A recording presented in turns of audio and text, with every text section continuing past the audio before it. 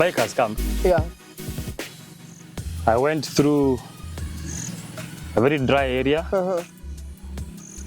I was very hot. I got rained on. Yeah. I decided to have some fun. Yeah. I got stuck somewhere.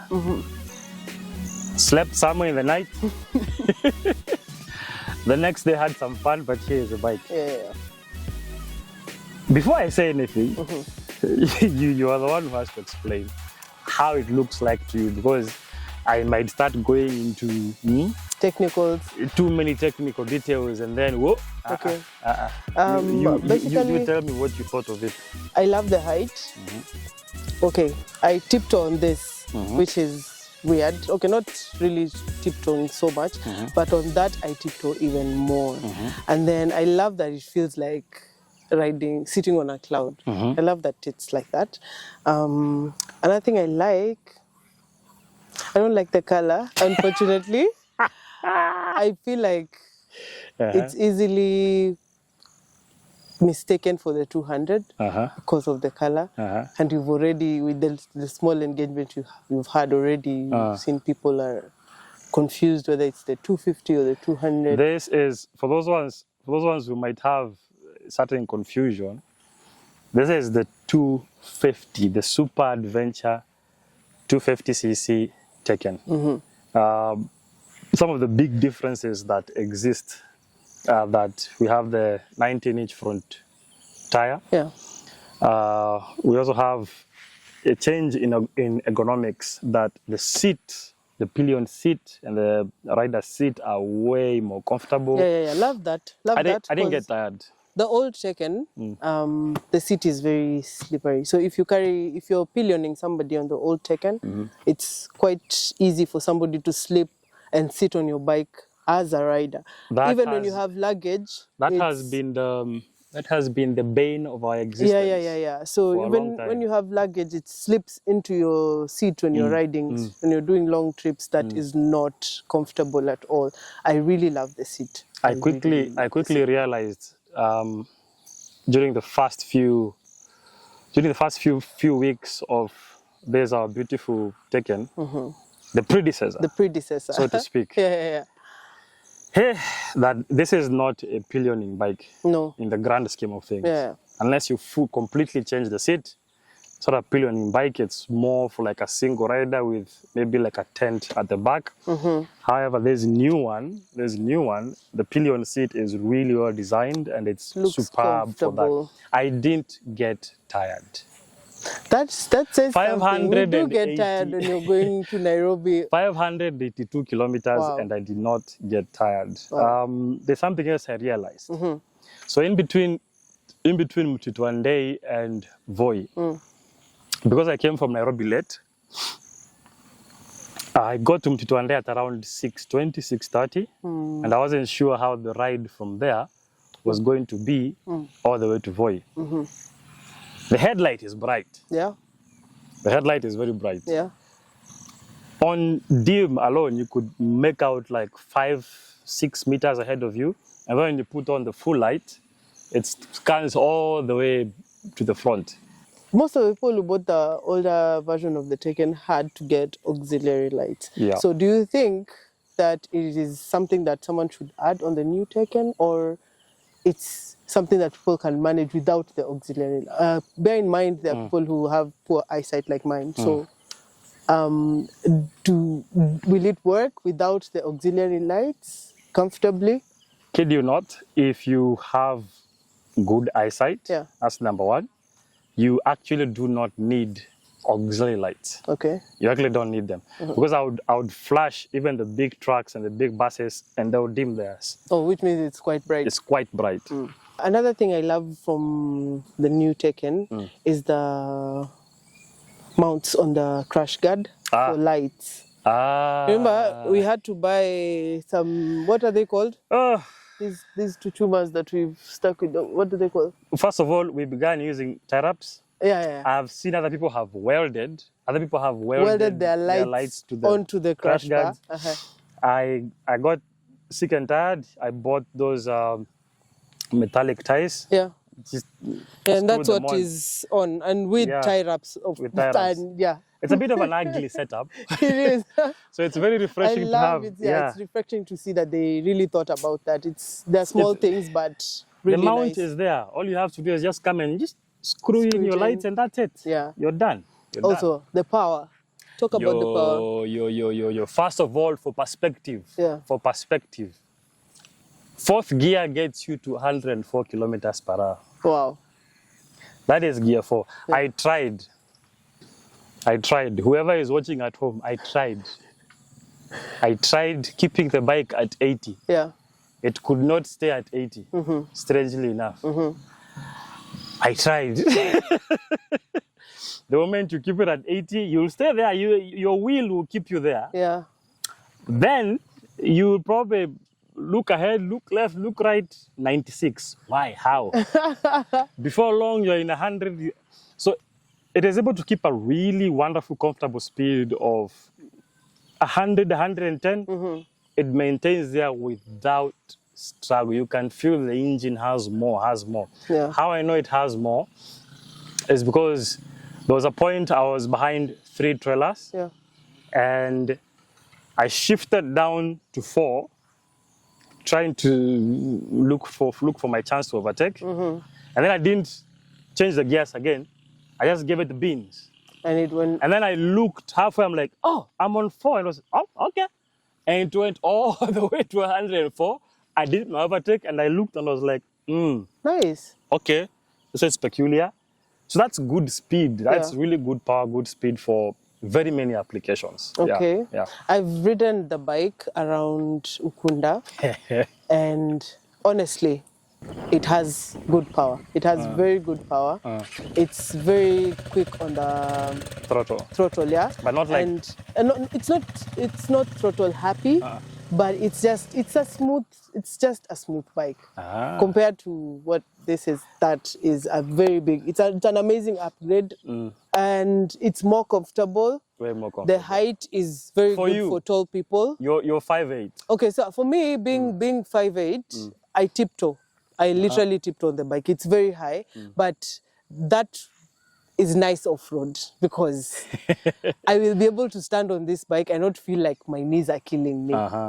Because I can stand on this, but this is the stock one. Without handlebar raisers, it's not comfortable, to be honest, for a person who has a bit of height. Like, let's say above 5'7". Above 5'7". Yeah. Stock is a bit uncomfortable. Yeah, off-roading. Yeah. For us who are 6'2", it's even worse. This is a definite must. You have to put on handlebar raisers. Yeah. But now for the new Super Tekken, I can stand. Yeah. But what I realized, because I'm 6'2", but with crazy long arms, I still have to put on a handlebar raiser for this. Yeah. But ideally, what I realized, especially the stretch from Kinango to Kwale. That's purely off-road. Yeah. And then the other stretch from the Kwale Road to Tiwi, the really horrible one. Yeah. You can literally just stay seated simply because of one thing. Yeah. The new monoshock. Yeah. That progressive suspension movement makes sure that the rear wheel always stays planted. Yeah. And the movement, the articulation of the suspension is not too jerky. It's not like the stock one is just a basic spring compressing and decompressing. This one has a piston with air, so it compresses slowly at a slower rate. So you can ideally sit and ride for long stretches off-road, as crazy as it gets. I think the next couple of days we'll go to worse places. Yes. And see what happens. Okay, another thing, the look. I love the new look. There's more space on the bike to sit because this older one looks quite short compared to the new one. Yeah. It has, it's higher, it's bigger. It has, the aerodynamics have been really thought about, because when I look at the fairings, unlike these fairings that drink up all the air, those ones have spaces for the air to come out, and they have nice vents for the air to like just cut through. The stock Tekken The stock Tekken fairings are, I would say, okay, on a scale of 1 to 10, maybe 5 in terms of aero, or 6. Simply because they tend to catch a lot of air right under your handlebars, just puff. Yeah. So it behaves like a parachute. There's one. Yeah. So when it comes to aero, this one messes you up a lot when it comes to movement and speed. The engine is using too much power to go ahead. While for this, it's sharp. It's a sharper design. The air just cuts through and through. Your knees, as I've realized, the knees fit on the side fairings right in there, and all the air is flowing just above your hips. And then we have this windshield. Yeah. First time I saw it, I was like, well, that's a bit tiny. Yeah. And then I was like, okay, fine. I'll see what happens. Kid you not, I'm 6'2", big helmet. I couldn't feel any wind on here your chest. at all. Yeah. All I could hear was a little bit of wind noise. Yeah. Right here. That's it. But there was no buffeting like where my head was going. Boo, boo, boo. Yeah. It's a very clever design. It cuts air, it lets air just flow right above you. Perfect. Nice. So in terms of aero, it makes this bike's movements through even crosswinds and headwinds. I got some bit of crosswind. Wasn't very strong crosswind. You could feel the bike move, and then I would call it witchcraft. Yeah. Or physics, aerodynamics. You could feel yourself being blown, and then it almost kind of corrects and stays there. You're like, what's going on? I don't know, but I like it. All right. What about the quality of the build? Quality of the build. We were with Prateek of Xinling motorcycles. They're the ones that are stocking this for 310,000 currently. We were with him right there at the showroom. And I looked at the fairings and I slammed the fairings with my big hand, like properly. And kid you not, they are strong. So nice. They are pretty strong. They're not cheap. I love that they maintained the hard fairings, because even the old Tekken had like really proper fairings. These you could really abuse this. So I'm really hoping the new ones are they fair. Yeah, really hope they do fair. But overall, I love that it has gone now to a more traditional dual sport setup. Oh, dual. This is now the full evolution from stock. There has been a lot of. We can't call it stock though. I think we should call it version 1. Version 1. Yeah, this is version 1 of this. Yeah. So it has gone through a few iterations up to the 2024 that looked like this, but just different engine. This one is full circle. Yeah. They have lost the entire design, everything has been redesigned. It rides fantastic because now it's a longer chassis. Yeah. It's a proper dual sport bike, proper suspension, upside down, very good clearance. Oh man, 19-inch front, that does wonders. Yeah. I hit some horrible ditches. Yeah. And I bottomed out the upside down suspension. I bottomed them out. Yeah, but they were just okay. Front shocks. Very much okay. Amazing. Very much okay. Amazing. So I love that they maintained that, because the old shocks are also very amazing. In terms of things. But just because it has a bigger front, it gives a 10-nil already. 10-nil. Yeah, it's gone. Yeah, it's really built now for off-road. Yeah.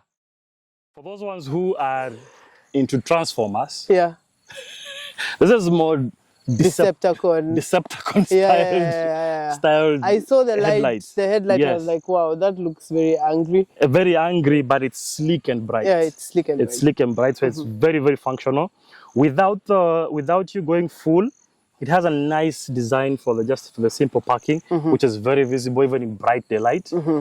I could see drivers. You know, though you ride behind a driver and you look at their side mirror and you see whether they are seeing you. Yeah. You could see they are seeing you, and I'm like, that's amazing. That's amazing, because the lights are very important for visibility as well. One thing we forgot to mention was the stock headlights for the first edition of the Tekken. They were not as good. Not at all. Many people ended up changing the bulbs inside. Yeah. And then the other rendition of it, 2024 version, had some LED lights, but they were still not as bright. Yeah. People still had to add aux lights. Yes. But now this one, If you have good eyesight, it's okay. people are welcome to comment. People are welcome to assess it themselves. Yeah. These are bright. Okay. These are proper. These are proper for long distances. They are proper for night applications. Going to the supermarket at night. So Riding somewhere, yeah. basically, the only thing people can add is fog lights if you're living Yeah. in some places, or you're going to be riding in cold places with fog, and it's For the look. and also for the look. And also for the look. Yeah. The other thing I've also realized is they upgraded the carburetor. Oh wow. We have now a PZ32 Wow. from the PZ30, PZ30. I believe. Yeah. Maybe that is what is giving it that nice power. I can't say it affects consumption much. Why? See, fuel consumption is a factor of very many variables involved. The motorcycle condition itself can affect how much fuel is being consumed. But we have had experience Also on the this throttle road. play, because So many aspects. Yeah. We've had this experience with you from Nairobi to Mombasa and back a few times. Yeah. So we have always done either direction. From Nairobi to Mombasa, we normally tend to refuel at Voi. Yeah. And then from Diani to Nairobi, we always end up refueling at Mchito. Yes. This has worked the same way. Oh wow. Okay. Basically, from Nairobi to Voi, one tank, you get to Voi, it's like 2 bars remaining. And then you top up in Voi all the way to Diani. So, but then that means it has better consumption. Yes. So Because with the old Tekken, we fuel twice. we have We to fuel Salama. in Voi, and then we fuel in Salama before we Yes. enter Nairobi. Yes. And Yes. same yes. thing, while coming back, we fuel in What's it called? Mtito. We fuel in Tito, and then we still have to fuel in Voi. Yeah, and again, for those ones who have had a different experience, again, I mentioned fuel consumption is a factor of very many variables. Yeah. So you may have a different perception of it, but our experience with the stock Tekken or the predecessor version 1 is that fuel consumption is not as good. For this one, I've seen it's okay. One might say it's still a new bike. Yeah. But for now, with my own small calculations, it is between 30 to 32 kilometers per liter. Yeah. Oh, that's amazing. It's a good range. Really, that's a good range. Top So speed, the tank is how many liters? 14, the same 14, but this is a different design. Yes. This tank is more, for the design, you're more in the bike. Yeah. This one is an in-between. Yeah. You're not in the bike, neither are you patched on top like a dirt bike. Just there. Yeah. Sweet spot. Yeah. Sweet spot. Amazing. So I believe because of the design, the lightness, and a few other things, fuel consumption on this is way better. Yeah. And then lastly, for those who are afraid of handling heavy bikes, Oh yeah. this one is light. It's way lighter than the old version. It's light. I love it. It's I love light. it. So yeah, share with us your thoughts in the comments after watching this. This is primarily a first impressions. Yeah. There's a lot more I have to take the bike through. Way more, way worse than what I did. But already it has survived my initial beating, my initial torture test. And I'll be also doing my own, I'll have my own time on the bike, and we're going to be having 2 types of opinion. He's an experienced rider. I'm still a novice, and I'll give my opinion as a novice rider, and he'll give his as an experienced rider, and then we can... She's not a novice. She's just being modest.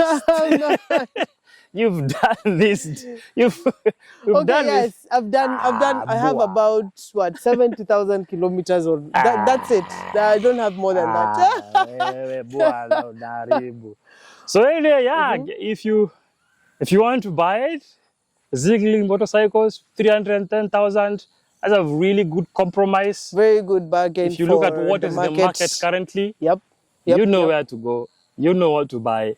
If you want to wait maybe 1 more week to hear what I have to say about everything else, yes, you can still do that. But for now, personally, that's the first impression we have about it. It's an amazing bike. It's very quality built. I am going to ditch the old one. Yeah. There's a high chance we're ditching that one. This is perfect. One thing I didn't mention was the turn radius. Oh yeah. This has, the turn radius is different. For the stock, the turn radius is like, you can turn that. It's almost like a small car. I don't know. The I stock. say the whole thing turns. This whole head turns. So it's an open acute, here. yeah. And then, yeah, so the whole thing turns. But when I was trying to ride this new one, I kept getting confused because I'm so used to it being open here and I see everything. Now you have this But extension. now I have the that beak whole and everything. big, and I'm the just, dashboard is there. yeah, it takes a minute to adjust your brain to the So you're going to turn radius. get her perspectives. Yeah, That is yeah, yeah. one already. Yeah. See you soon. See you.